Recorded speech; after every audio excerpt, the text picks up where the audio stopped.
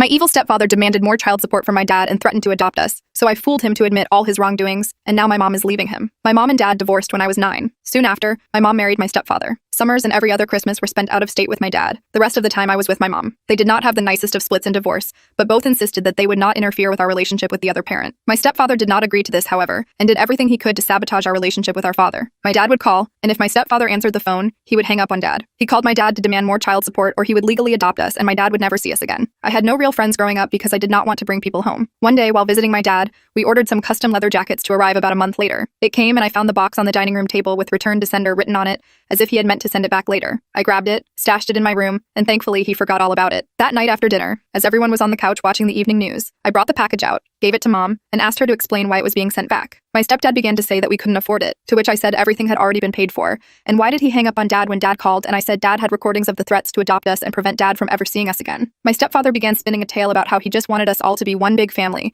and he knew how my mom didn't like my dad, and he did everything for the sake of the family. Then he caught me smiling, stopped, and asked me, "What the heck is so funny?" I said, "Dad has no recordings, but why does he need them when you just admitted to everything?" He said something unintelligible and jumped off the couch to lunge at me until my mom stopped him by getting in between us. Mom simply said, "Out!" and he walked to the front door and let himself out. After we heard him drive away, Mom asked for the details about everything and apologized for bringing him into our lives. The next morning, I was walking to the bus for school when my stepfather quickly pulled up near me and stopped, then got out of the car and started walking towards me. I screamed like I've never screamed before or since. He got up to me, slapped me across the face, grabbed my shirt, and started walking me to his car. I didn't go peacefully though, screaming and resisting the whole way. That's when my savior appeared. An older gentleman had seen everything and came out of his house with quite possibly the largest hand cannon I have ever seen outside of the movies. He just saw an older man dragging a screaming teen girl to his car. He told my stepdad to stop, pointed his gun at him, and got him to kneel down with his ankles crossed and to intertwine his fingers behind his head. So I believe he was former military. Isn't that how you are taught to take prisoners? I don't know for sure. His wife had also seen everything and called the police, then came out and began soothing me. When the police arrived, my savior put his gun down and raised his hands to show the police he meant no harm to them, that he was not a threat. His wife said that she was the one who called and said that she and her husband had seen a man pull up, grab a young girl,